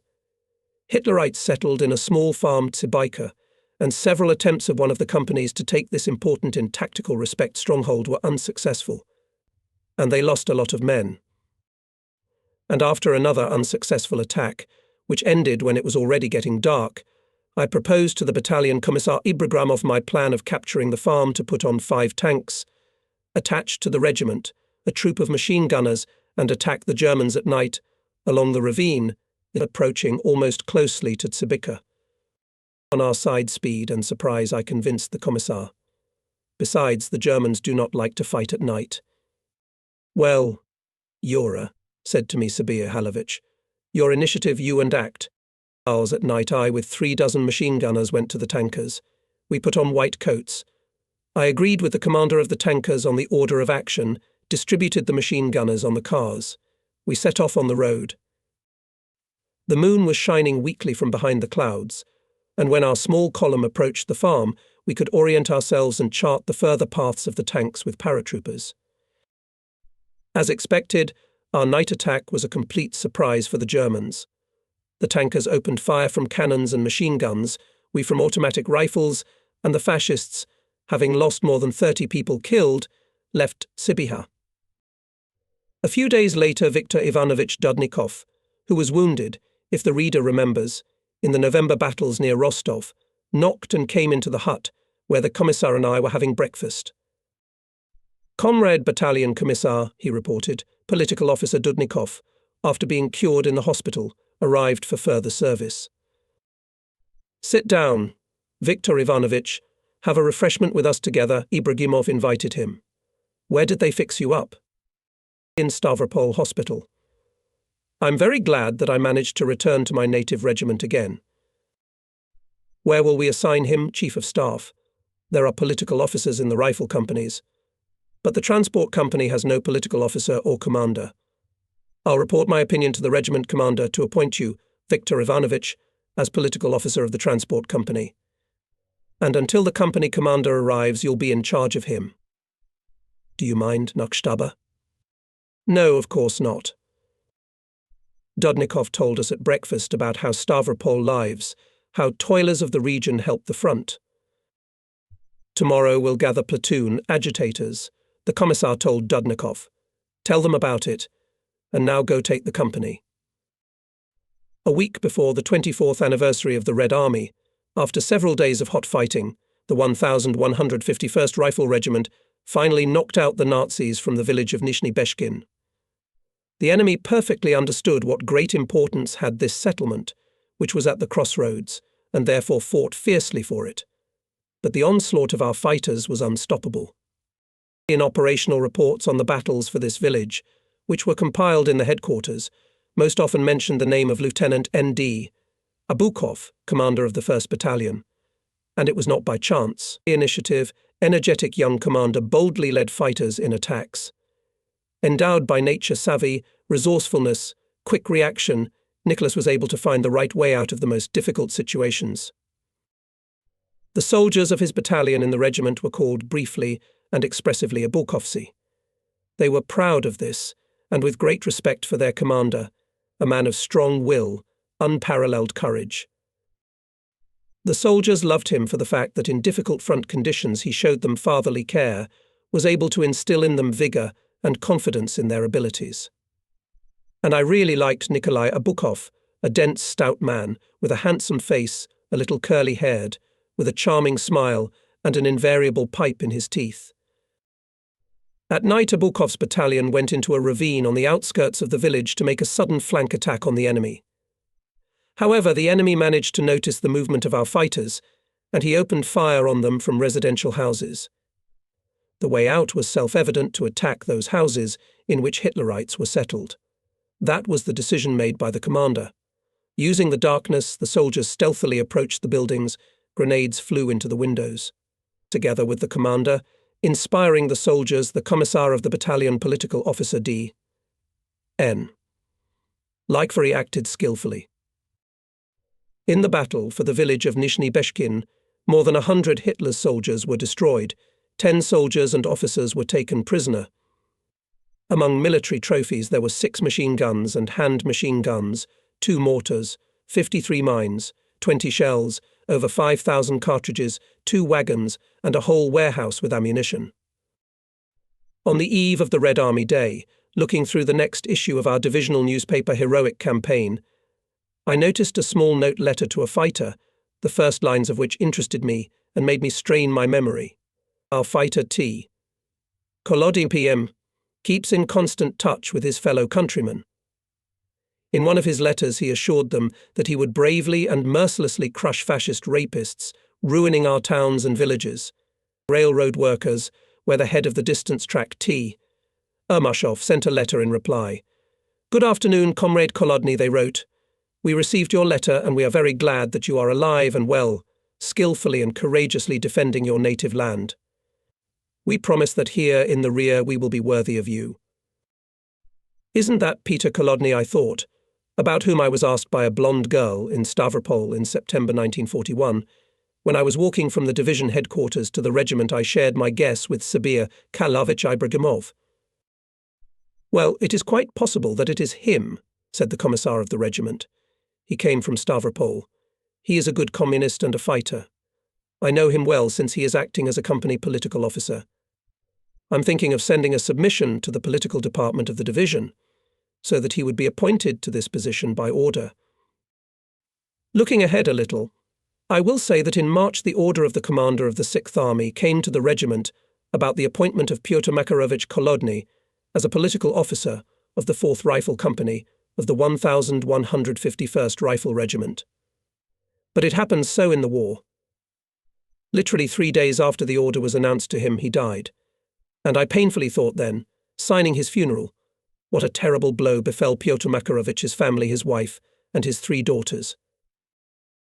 In early March, from the headquarters of the 6th Army received an order to prepare for the upcoming offensive battles. In the units held rallies, party and komsomol meetings. In close contact with the command acted party organization of the regiment, headed by political officer G.I. Borozents, who replaced the retired Antonenko wounded. April 22nd, by order of the commander of the 6th Army 343rd Rifle Division, began the transfer of its defensive positions to another unit. We met the May Day holiday in a new place, in the area of Bugayevka, Kharkov region, having entered the reserve of the commander of the Southwestern Front. Here there were no bullets buzzing over our heads, no shells whistling. At the same time, with additional staffing and replenishment of combat equipment in the regiment, there were combat training sessions. Commanders realized and consolidated the accumulated combat experience. The regiment settled in a village with a wonderful song named Zeleny Gai, 100 and a little kilometers southeast of Kharkov. We all understood perfectly well that we would not stay here for a long time, and as soon as the roads dried up, the lushly blossoming gardens bloomed, the fickle spring weather became more stable, we had to join the busy front life again. Here we received a significant replenishment, several marching companies that arrived from the Central Asian republics. Soldiers came strong, hardy. But many of them did not speak Russian well, and therefore did not have time to master the training program along with everyone else. In this connection, the headquarters of the regiment had to make adjustments to the training plans, to introduce additional classes on mastering the spoken Russian language for soldiers of other nationalities. On May 17th, the enemy launched an offensive from the area of Kramatorsk, Slavyansk against the 9th and 57th Armies of the Southern Front. Due to the enemy advance along the river Seversky Donets, there was a threat of encirclement of the Soviet troops operating on the Barvenkovo Bulge. Hitler's command threw on the breakthrough the striking group of Kleist's army group, which included 2 tank, 1 motorized and 8 infantry divisions. Among the countermeasures taken by the Soviet command was the decision to halt the enemy offensive near the town of Izium. The combat situation at this point was extremely tense. By the end of the day, the Germans occupied the outskirts of the city, conducted intensive artillery and mortar shelling of the Izium railway station, simultaneously bombing the only bridge across the Seversky Donets, which served as a crossing to the left bank for our retreating troops. May 18th, 343rd Infantry Division was raised on alert and began the march to Izium. And on the next day the combat order came to force the Seversky Donets and take Izium. 2 regiments, 1153rd and 1155th, were to force the river north of Izium and knock the Germans out of the city. And our 1151st Regiment was tasked by the division commander to cross the Seversky Donets south of Izium, capture the heights where the enemy was entrenched, and thus block the city from the south. These heights were about 1 kilometer from the shore, and between them and the river was a fairly dense forest area. Regimental Commander Major I.F. Kilchevsky decided to carry out the crossing at night on improvised means. Battalions were to concentrate in the forest, and at dawn after a short artillery preparation to attack the enemy. I was ordered to cross with the 1st Battalion to deploy the regimental NP at the edge of the forest and personally lead the battle. The regimental commander remained at his CP on the left bank. I must say that during the preparation of the combat order I expressed to Major Kilchevsky my concerns about the fact that the attack on the heights essentially from the get-go could be unsuccessful, because the division headquarters provided us with very scanty data on the enemy. We ourselves did not conduct reconnaissance of the terrain. I suggested that we should first look around, do a reconnaissance by combat to at least partially reveal the system of enemy fire on the heights, and then take them. But the regiment commander did not agree with my arguments. "Act, Normenko," he said. "Battalions, replenished with personnel, ammunition is enough. We must take the heights." What could I do? I answered yes, and went to the river. I met there the commander of the 1st Company, Lieutenant P. I. Melnikov. Together with him and another group of soldiers we got into a boat and swam. We knew that there were no Hitlerites on the opposite bank, and the soldiers therefore acted calmly. One by one the units crossed the river and dispersed into the forest. Fascists, probably, did not find out our crossing. In any case, they did not conduct massive fire on the river. Only occasionally slapped into the water shells, raising foamy fountains. And it had to happen that one of the shells exploded on the water, not far from the place where I was sitting on the right bank, watching the fighters crossing. In the darkness I didn't notice the explosion. I only felt how the blast wave shook me and felt a ringing in my ears. Then the ringing stopped, but my left ear started to ache, as if water had got there. I did not pay attention to it then, but I began to hear worse. And only after the war, in 1946, when I entered the academy and passed the medical commission, the otolaryngologist discovered a scar on the eardrum of my left ear. That's when the trace of the frontline contusion opened up. At dawn our cannons and mortars struck from the left bank of the river, the heights were covered with smoke from shell bursts, and our battalion went on the attack. We had to overcome some 300 to 400 metres of open space between the forest and the first trench of the enemy defence on the slopes of the heights. I could clearly see from the NP how the targets of the 1st Battalion Riflemen were running in friendship. But not even half the distance to the enemy trenches they lay down. As might be expected, the short artillery preparation failed to suppress enemy firepower. The attack collapsed, and the men withdrew to their original positions. I reported this to the regiment commander by phone, asking him to repeat the fire attack, although, frankly speaking, I did not count on it much. I knew that the regiment was not full of shells and mines at that time. But maybe the division headquarters would help. In response, I heard the irritated voice of Major Kievsky. "I have no fire, Normenko, no, but that by evening the heights were taken." Understood. That day 4 times went to attack the soldiers, but all to no avail. We lost almost half of our personnel, and I was once again convinced that the straightforward tactics of frontal assault of fortified positions cannot succeed if not suppressed most of the enemy's firepower. At night our headquarters crossed to the western bank of the Seversky Donets. The next day the regiment commander ordered to resume attacks, and again we could not knock the Germans from the heights. Yes, at that difficult time there were many miscalculations in the organisation and conduct of the battle. Other commanders, not considering the losses, threw the soldiers into the attack for the sake of a momentary tactical success. On May 22nd, Izium was liberated by 2 other regiments of the 343rd Rifle Division. But our regiment also played its role in this. We did not allow the enemy, entrenched on the heights, to come to the aid of the garrison of the city. In those days it became known that the decree of the Presidium of the Supreme Soviet of the USSR established the order of the Patriotic War of the I and I degrees. On the instructions of the Commissar of the regiment in the units were held political informations dedicated to this event.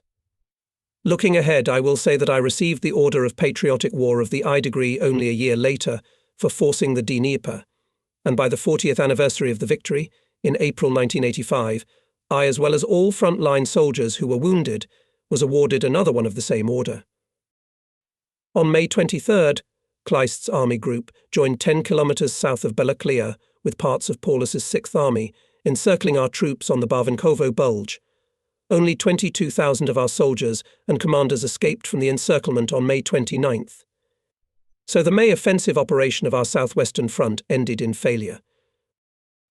The 343rd Rifle Division was ordered to consolidate on the defensive lines southwest and west of Izium and not to allow the enemy to reach it.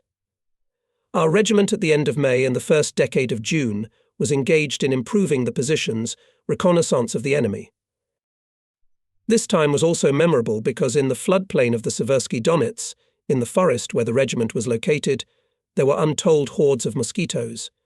They did not give us peace neither day nor night, and many soldiers and commanders walked with swollen faces. One day in June, the commander of the 1st Battalion, Senior Lieutenant Nikolai Abukov, came to the regiment headquarters. He received a letter from his mother with the news about the death of his 2 brothers at the front. After listening to Nikolai, we all sat in silence for a long time. Words of consolation were of little use here. The silence was broken by Senior Lieutenant V.S. Zelenin, a senior operative of the Special Department. "Be strong, combat," he said. "You are a strong man, you will not be bent by trouble. But this letter would be good to publish in our division newspaper. The words of the mother, coming from the depths of the soul, will be a strong agitation charge." All agreed with Zelenin's proposal, and soon in the heroic campaign were printed heartfelt lines. "Hello, my dear son. My dear Falcon, the fascists killed your 2 brothers Grisha and Misha. How hard it is for me, but I ask you to take revenge on the enemy, my son. Be a hero, my dear, and beat Hitler's bastards even harder. Remember, Grisha wrote you to beat the enemy without mercy. Fulfill the testament of your dead brother. I give you my motherly blessing.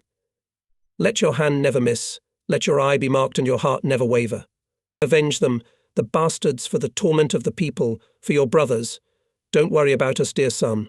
Soon only smash the damned Hitler and come home with victory. Kisses. Your mother A.K. Abukova." But she was not destined to see her 3rd son, Nikolai, in a brutal battle in Stalingrad, and he died heroically. But I will tell you about it in the next chapter.